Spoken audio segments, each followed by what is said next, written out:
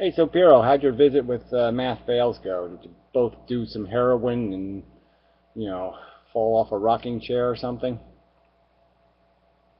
No, it didn't happen. No, it didn't happen. What, did you not get to Hawaii or something, or was it too far away, or No, the wind he's was in Hawaii. He's in Hawaii. I've been talking to him on the phone a couple times, and he's been here a few weeks now, and we couldn't get together and work hours and stuff. But then he's moved into town. But the thing is, no, I had to help my uncle figure out some stuff with his computer in Virginia, and then around 3 I was going to call him, which I did, and I haven't heard from him all week. Called him a couple times, so I don't know, it just didn't happen. I have a feeling maybe if I'm going to see him, it has to be when he calls, and then we're like, okay, how about now? You know what I mean? Like, an issue. yeah, well, he does seem to live, so,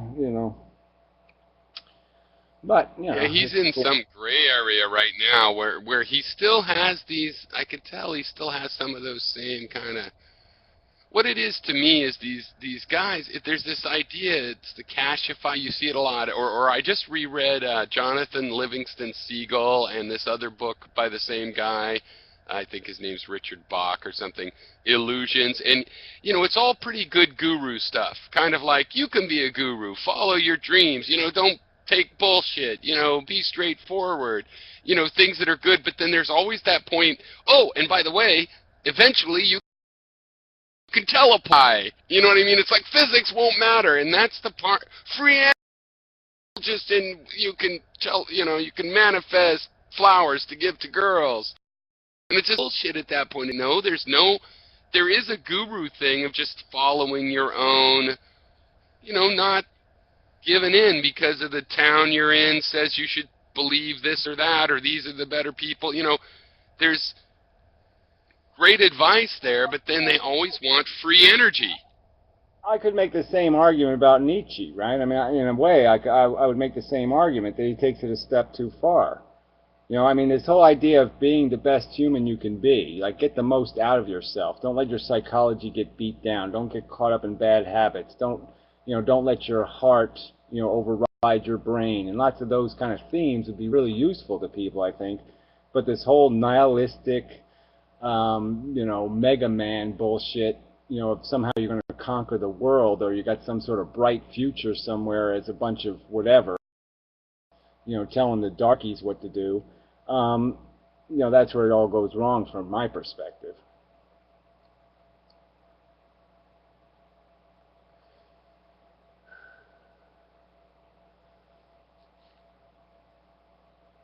But I mean, Didn't that whole didn't Nietzsche didn't Nietzsche also have like an Untermensch who was like the underman? So I mean that's problematic because now he's made a lower class.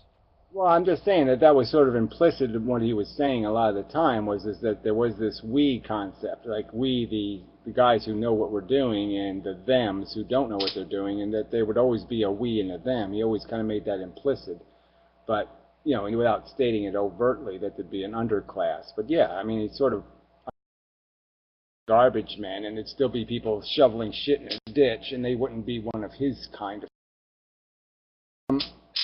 But regardless, I'm just saying that it's just that aggressiveness of this idea that there's some way you can play this game and win, and there's no winning without taking either. We all win or we all lose, but there's no in between. Okay, you just can't win the game as an individual. It doesn't work that way. And his whole individualistic attitude is just such a fail, in my opinion. You gotta look at the whole game board.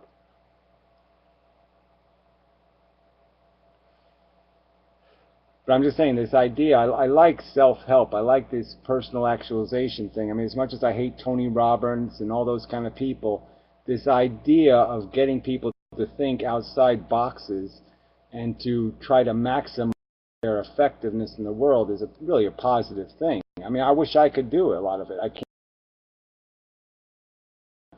So I think it's very helpful if people can, take some control of their psychology. But if they're just going to take control of it to be assholes, well, that's no fucking good.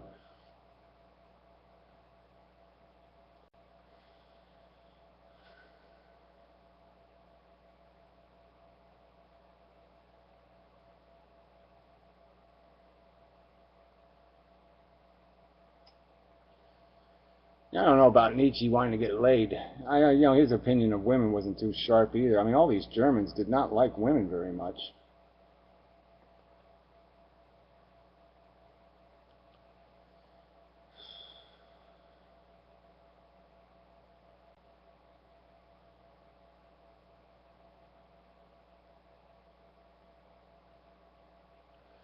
Yeah, well, he wasn't very popular. Obviously, his books didn't sell to the public. I mean, he was known in his own class as, as one of the we group, but I think his last book sold 60 copies or something.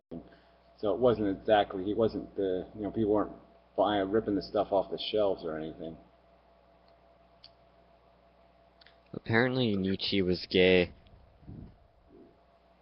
Well, who knows? Who I heard cares? that one. Well, you can hear lots of shit, so who cares? Doesn't matter.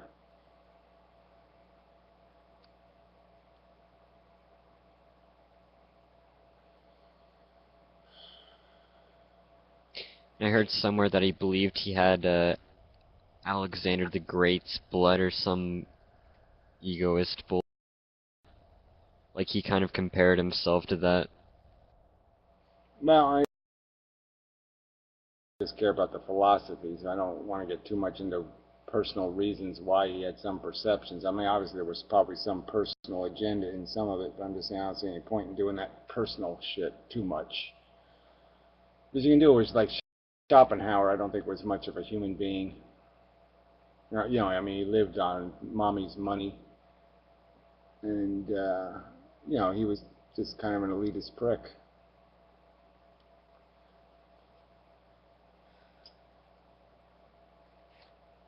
I mean, well, none of these philosophers were like people that had to go to work or anything. It's not like they, earned their life.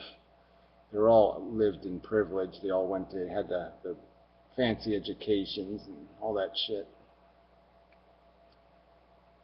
And anyone who didn't have that privilege was a dirty peasant. Well, it's in partly their true. eyes.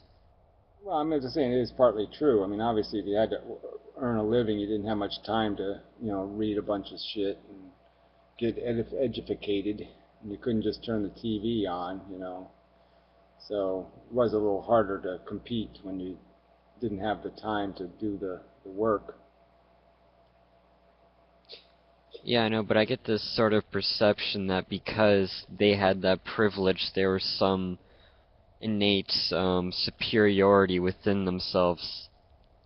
Like they were somehow. Everybody thinks they've earned it, okay? Everybody does that. I think I've earned who I am, right? But obviously I didn't do anything, right? I'm a byproduct. I'm not a product. But I obviously have a sense that somehow life, or I had to, somehow it's mine, and it's really not. If I ever did anything good in my life, I didn't do it good for any good reason. I did it because I had no choice. Your brain told you. Exactly.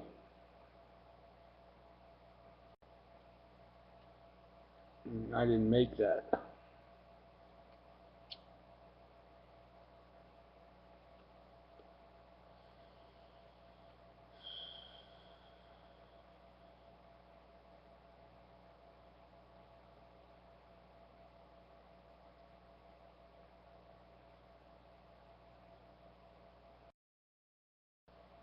I don't even know how people use Internet Explorer anymore. So fucking buggy.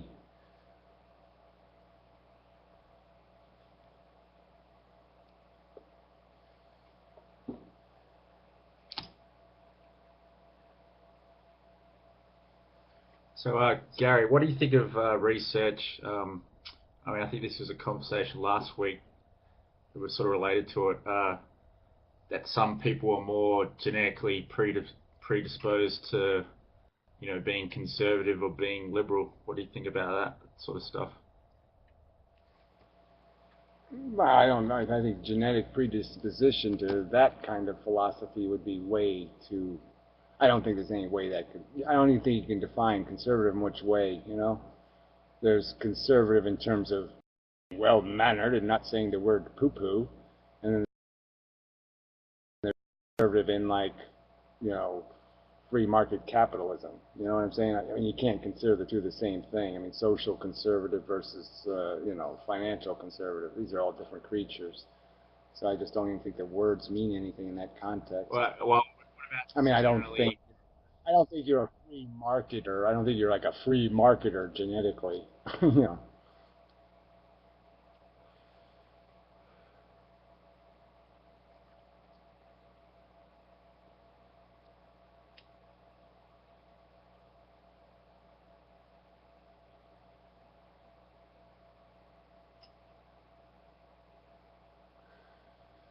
Oh, that's just a silly statement. We know hardly anything. Gee, so stupid. We know mostly everything. All the important bits, we have an answer to everything. The only questions left to answer is the unimportant details.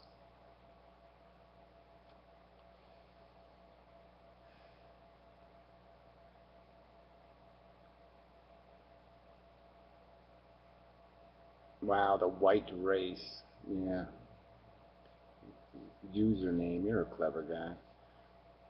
Gary, I saw in 60 Minutes there was this piece they did on, like, there's like a dozen people they found in the whole world that have like this perfect memory where they can recall, like, something 10 years ago, the date, everything about it. They can tell you the entire life. They can tell you exactly. I mean, so it's like this thing where they have this special mechanism in their brain where they're able to retrieve their memories.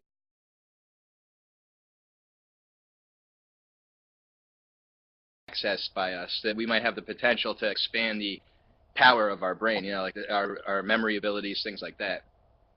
Yeah, bullshit. I bet you they're idiot savants. I mean, I bet you they have, they don't know how to wipe their ass. They go to drink a glass of water and the water spills down their chin. I mean, I bet you there's fundamental flaws in their psychic composition. I bet their personality is completely broken, or there's something. I bet you they've paid a high price for that.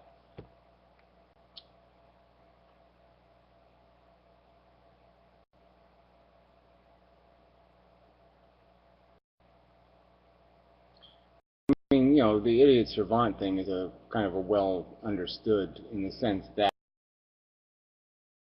what happens is that how much space is given to their visual center or their audio center or some other center in their brain is altered. And so instead of some part of your brain doing what it's supposed to be doing, it's doing the stuff that's giving extra capacity to some other portion of your brain function. And so it's just that you are utilizing your brain in an abnormal way proportionally, and that's why you have accentuated skills in that area. But yeah, most of those people are idiot savants. I mean, most of them, they can't dress themselves, but yeah, they can sculpt anything. You show them a picture of anything and they'll sculpt it, that kind of thing. You play a piece of music and they'll play it exactly right, So, but they're idiots.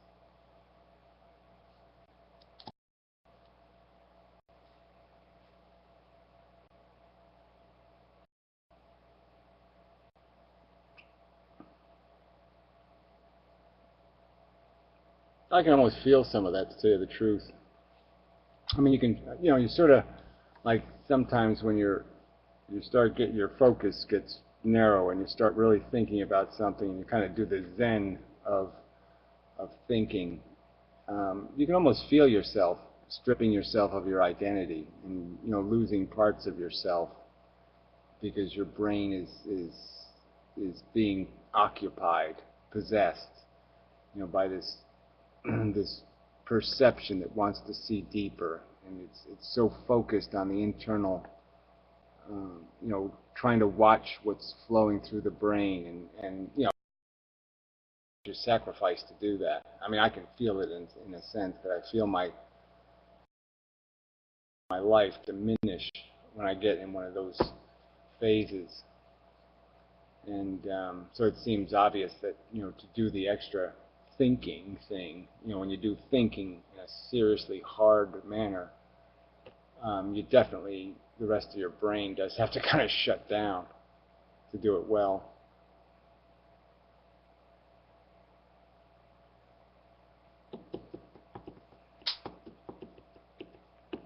kind of dangerous too, because sometimes you don't feel like you can get back to where you were. It's almost like you can get to the operating system. It's like you're almost getting to the hardware of your brain and some of it. So it's a weird kind of sense of disassociate.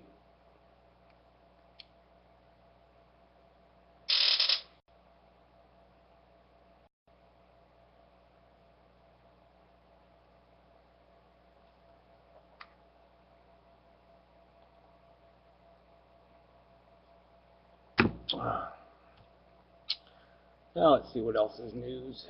No one's made any interesting videos, which is disappointing. I did watch a Warbles On video, and so he was talking about this near-death experience, and so he was playing some asshole doctor. And, again, the flaws. So it was in the second part, and it was like 5 minutes into the second part, and the doctor guy said something like, let me see if I can think of the right word. Okay, yeah, so the commentator guy, the guy interviewing the doctor, says something experiences on oxygen deprivation. And so then the doctor guy says, oh yeah, but we've done experiments where people had, perfectly adequate, blood gases, oxygen in their blood. And I was like, right there. Okay, so this guy's a neurosurgeon. He's a fucking doctor who studies brains, studies consciousness, studies this thing extensively. He's one of the most highly respected in the field kind of thing. And I'm saying here's a huge fundamental flaw, right? Because blood gases and what gets to your brain are two different things. I mean, simple, they used to call it hardening of the arteries, right? When you got older and you got kind of delusional, because basically what was happening is the arteries in your get thinner, constricted because of plaque, and less blood gets to your brain, and so you become, you get a kind of Alzheimer's because of the fact that your brain is starving because you can't pump enough blood into it anymore. And so it's like this guy is this highly respected doctor of brains, and he's not even acknowledging a fundamental truth, which is your brain consumes more blood than any other organ in your body. Your brain consumes, tons of blood. You need a high amount of blood to flow to your brain, high blood pressure, or your brain won't function properly. Because it doesn't matter how much oxygen is in your blood if you're getting insufficient blood to your brain. And so a fundamental aspect of delusional syndromes, which are created by inadequate blood flow to your brain. I mean, you can do it right now. You can sleep the wrong way with your head crooked or something, and you'll wake up all kind of disoriented because your brain got insufficient goddamn blood.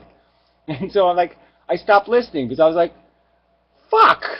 I mean, this guy's a fucking neurosurgeon, and he's full of shit. Right? He wants to make this into a magical experience. He's talking like everybody has this, well, we've confirmed that these are consistent, everybody, says the same thing. Well, they don't say the same thing. Some people see a light, some people see a tunnel, some people see the devil, some people see their relatives. I mean, these aren't consistent stories. I mean, until you're just like, this guy's just a fucking liar. A liar with a goddamn PhD. And you're just like, fuck! That this runs the world, that these fucking idiots don't know what the fuck they're talking about, don't have the facts correct, and they're talking from authority. And I'm just like, damn it! This is what's wrong with the fucking world. An asshole like me should not be able to catch him on such a fundamental pile of crap. Yeah, well, a lot of times people like that have agendas. Like, I've heard that, physicians have the highest level of religiosity among people with graduate degrees. Yeah, I'm just saying that obviously this guy has an agenda, and it's obvious. And I'm just saying, but this is what are you going to do? Because my word against Dr. Fancy Pants. But I'm just saying it just sucks that these people with degrees have no fucking intellectual intelligence. This is such a grotesque error that he made that it just shouldn't, fucking pissed off, you know, that Warbles is sitting, oh yeah, this guy's got the goods, and no, he's got crap. Yeah, it's almost like, how can this asshole be smarter than me, or be considered smarter than me in a way, you know? Well, I don't even care about that. I'm just saying, if you're going to have, you just don't have any integrity if you can get caught on such a fundamental error. I mean, that's just a fucking grotesque goddamn error. And so only a bias could allow that to take place. And it just pisses me off that people with an agenda, such an obvious agenda. I mean, you prove yourself, you prove that you have an agenda when you're using bullshit to defend your argument. And that was just bullshit. For a doctor, I mean, you know, like, I mean, I can't believe he doesn't know the fact that brains consume a lot of blood. I mean, if he doesn't know that, then, you know, he shouldn't be doing surgery on people's brains if you don't know that fucking brains need a lot of blood. Well, I mean, I just think, earlier in this chat room, I forget his name, but he was talking about how some people go after you for some sort of reason. You're just saying that, oh, they're going after me because I'm pretty, but I mean, I actually think people are going after you because you are really kind of breaking their perception of reality. I mean, they think reality is completely something different, but I mean, you're sort of taking a hammer to it, and they're almost offended by you. Well, I mean, they're definitely bothered by the fact that they can't get to me in some have to resort to any way possible. But yeah, obviously that's always the agenda, is they don't like what I'm saying.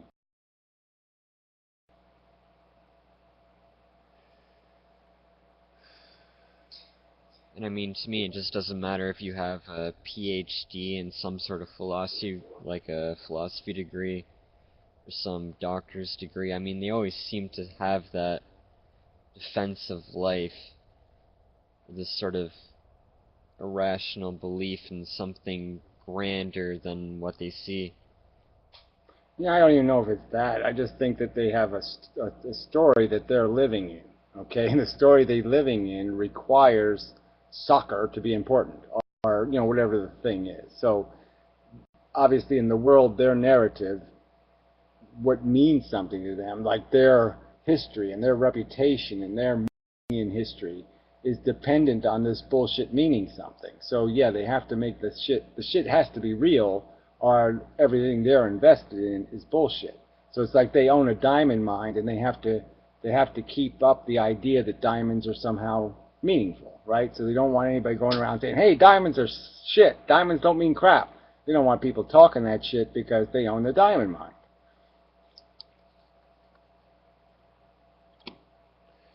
And they're just too invested in the narrative.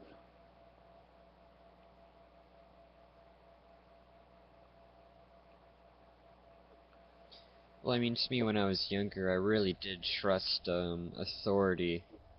Like, I believed everything my teachers said, and I mean, yeah, some of the stuff they said was true, and I learned a lot of stuff from school and all that, but I mean, when you just dig a little bit, it's kind of,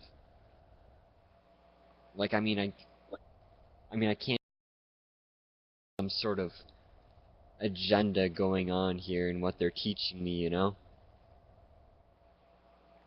Yeah, Like, they well, have this sort of parenting course, and yeah, I never took anybody too seriously. I mean, once you know they're liars. I mean, I learned very young that, you know, even my parents, who seemed to care about me, were lying all the time. So once I knew people were going to lie to me all over the place, they were going to, you know, just to get me to do, oh yeah, school's going to be fun. No, it sucked. I knew it was going to suck, and it sucked. So, you know, they just keep lying to you about everything. Like, everything's going to be good. Oh, it's going to be good for you. Well, fuck you. No, it's going to suck. Oh, yeah, it sucked. Oh, yeah, I was right. Yeah, it sucked. Fuck you.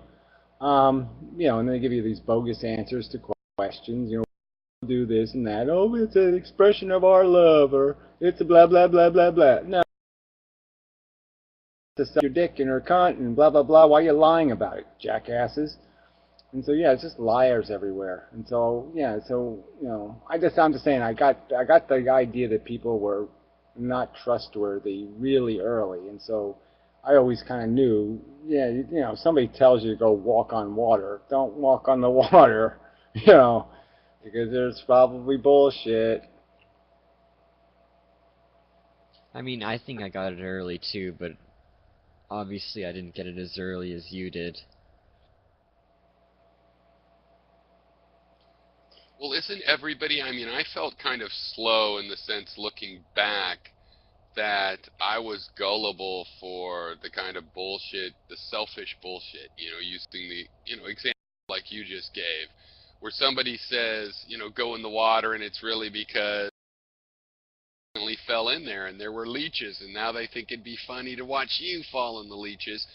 I was very slow and gullible to realize people thought that way, because that's never, I would be more like, oh, hey, that pond over there, we could go catch leeches. I mean, I would use my knowledge and be a little kid about it, but I didn't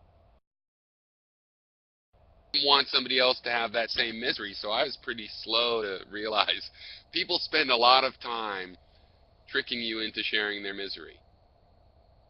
Yeah, well, I have to concede that I was a lot slower to pick up on malicious behavior. I just figured that people were subject to huge exaggerations, Right. and they were just full of shit. But I didn't get the malicious thing until I was like a teenager, where I finally figured out I really can't, even if somebody's my friend, I can't trust them because they'll throw me under the car. Chick. Okay, if I can get them a date with a chick, they'll throw me under the fucking car. So Right, I like had to even figure if it's that. It took me a while to figure maliciousness. that out. Yeah, just a little shit where when some friend of yours didn't come to your rescue or something, because it'd make him look bad or something. It just revealed that, oh, he's not really my friend. He just uses me when I'm useful, and then when I'm not useful, yeah, he lets me die in the ditch. Oh, I get it. So it took me a while to figure that out.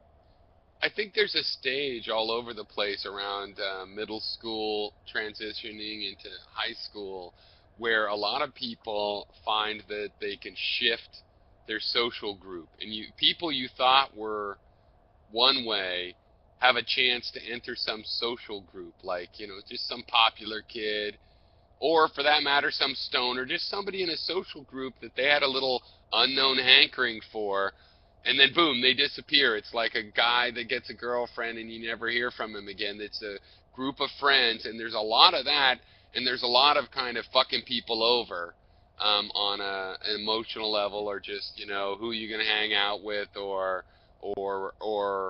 even pranks. I saw a lot of people just play mean tricks on each other, because I was kind of out of that, because I had moved around from school to school, so I'd learned not to ever fit into a group because I went to 2 schools every year. And so I got to witness a lot of this when I finally started staying put, and how the group shift, and how people fuck each other over, mostly emotionally, but also over girls and things that you could say, well, that actually wasn't, a lot of hurt feelings and people pushing each other's buttons and knowing each other's weak spots. But now I actually think people aren't as malicious as I, had discovered then. Now it's like, I think mostly, it's less than 50%. It's just that 10% maliciousness goes a long way.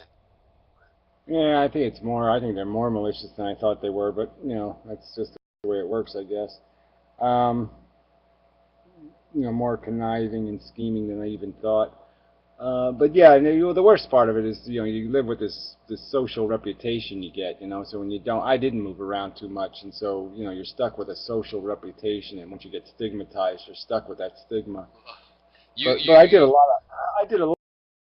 I mean, I was basically a freak, so I was part of the drug culture and all that shit.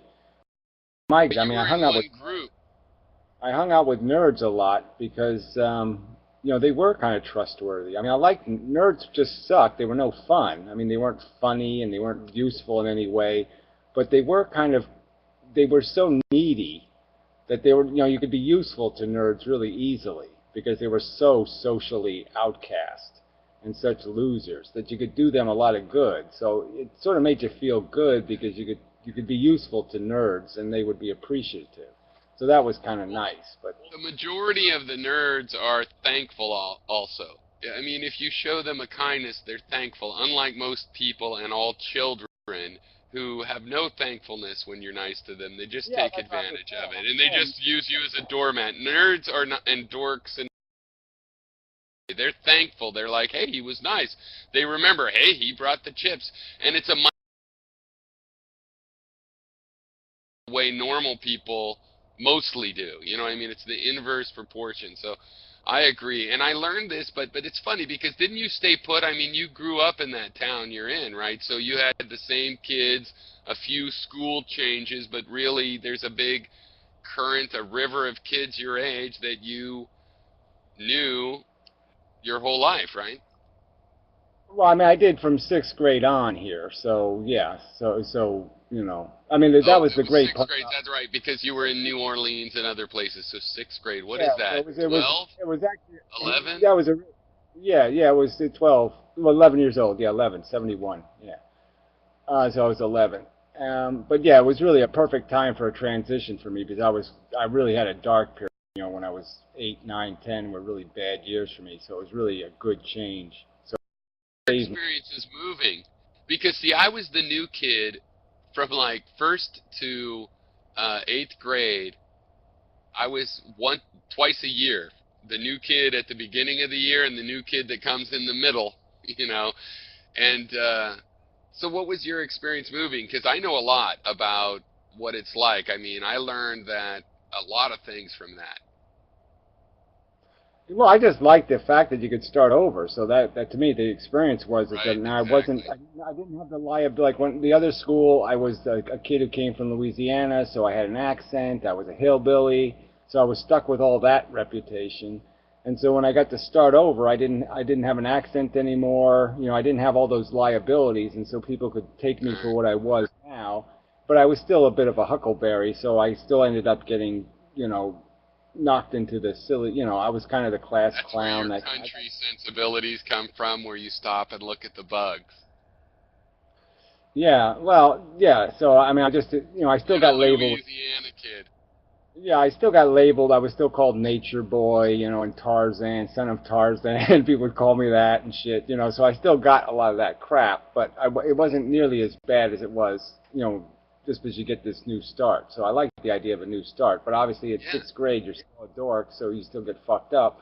So it would have been even better, I guess, if I moved a second time before going to high school. It would have been good to have another shot at it, but you know, it was like I was always I just was always in a very negative position. I mean, I was the smallest kid in the class, the youngest kid in the Well, class. You know, I just was yeah. outnumbered.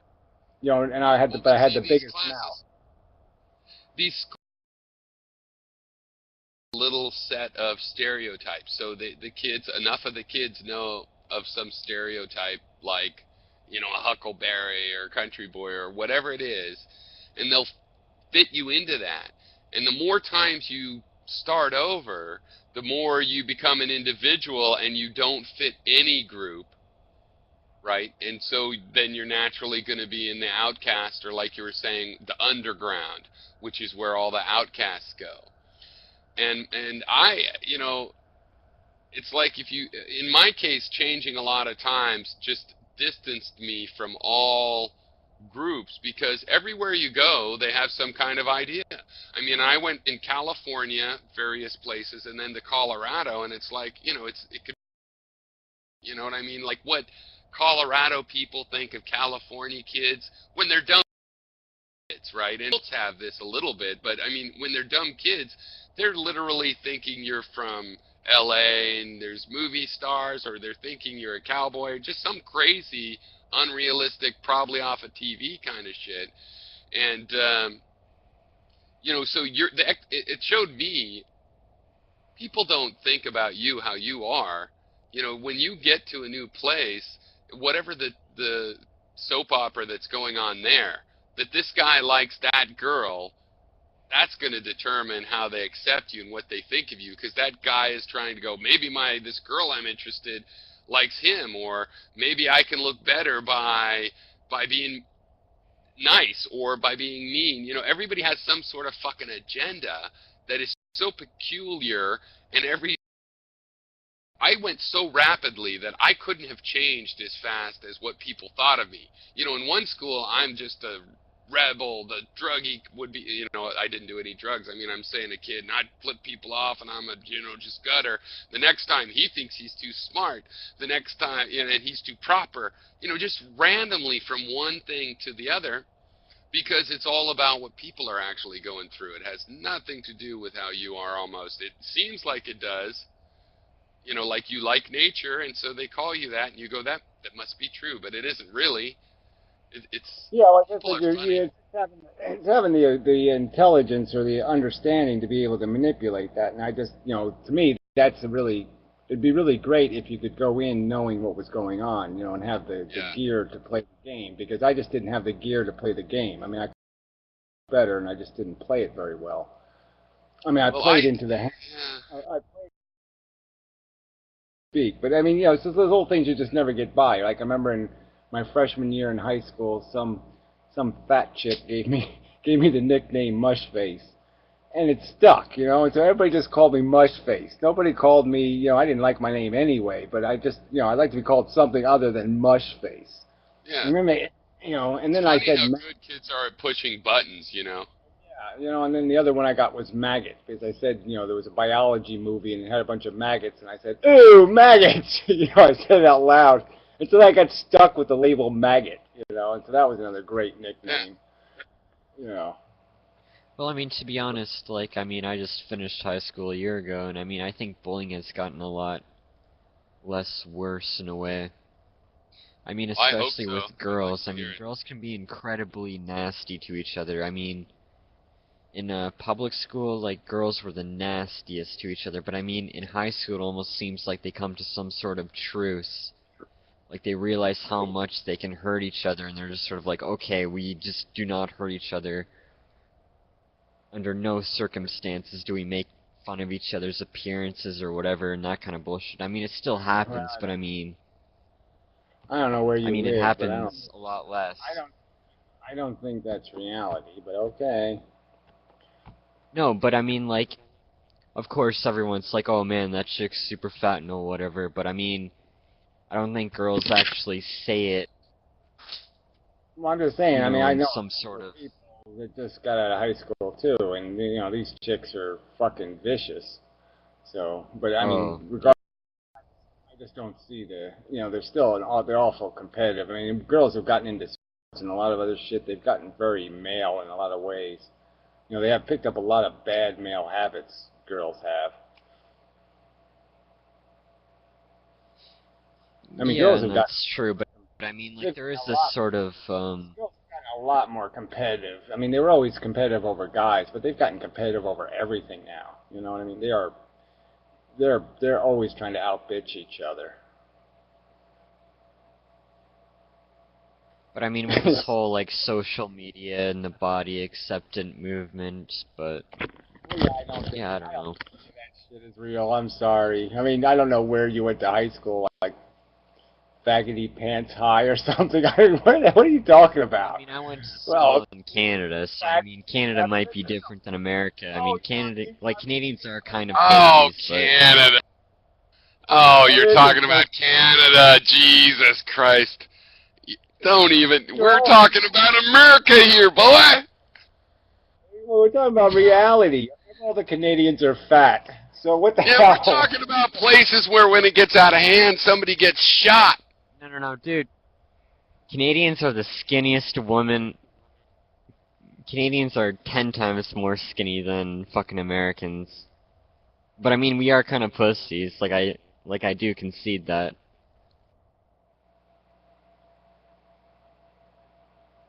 Don't Canadians have like just as many guns or even more guns than Americans per capita, and they don't even kill each other with them? We have. How pussy We have is that? 30 million guns and a population of 35 million people.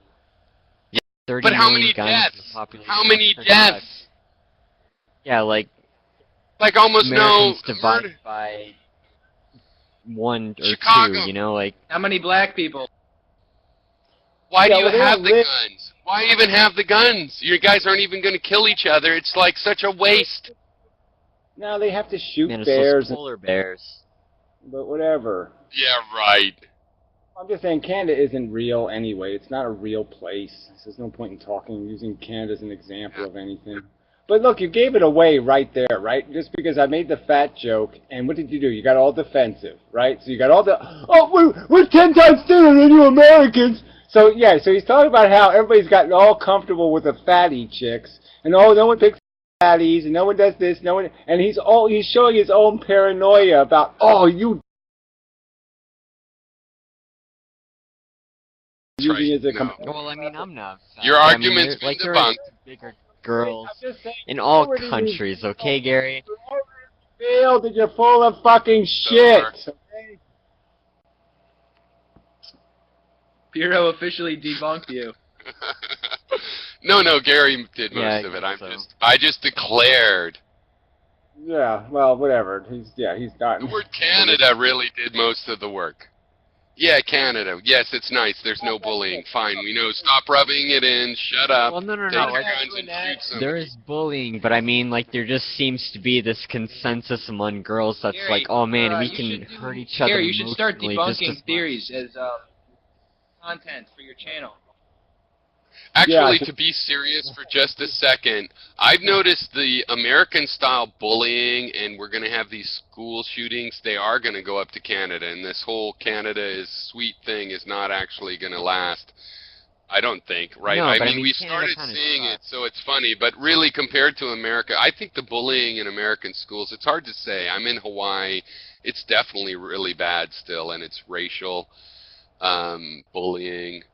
So, I mean, I think in America, everywhere I've ever heard of, in the first-hand experiences in California and Colorado and Hawaii, it's terrible. It's just like the prisons, like cruel and unusual education. It's ridiculous. yeah. Okay, but can I say something here, Gary?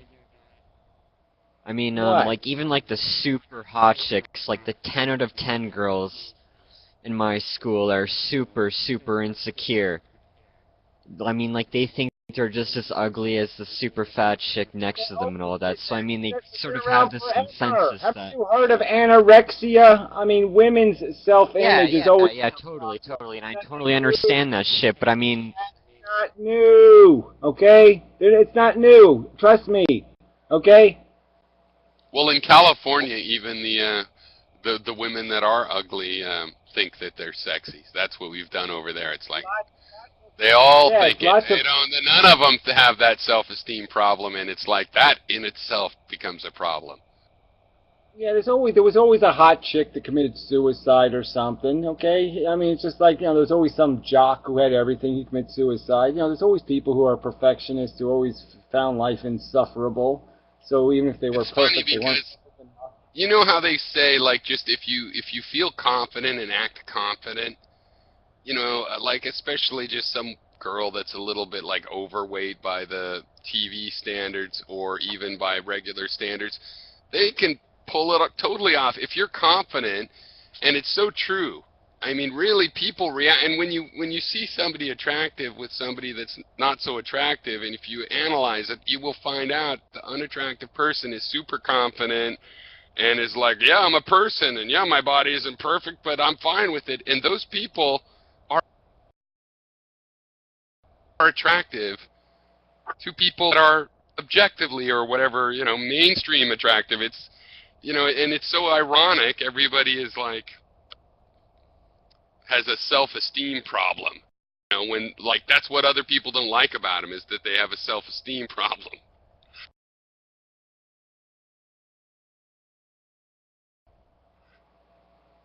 Yeah, though.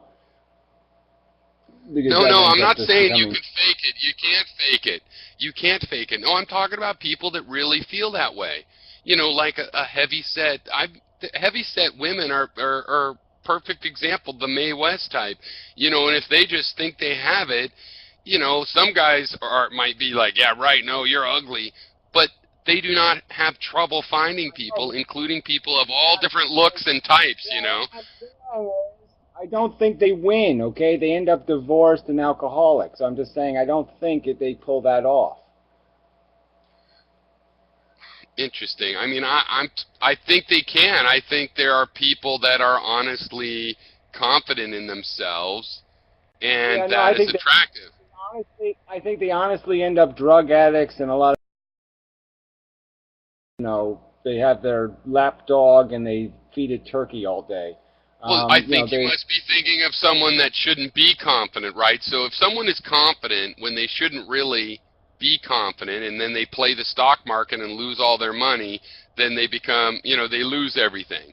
And that is definitely true with a lot of these confident people. So it depends on whether they are confident in things that are going to pay off.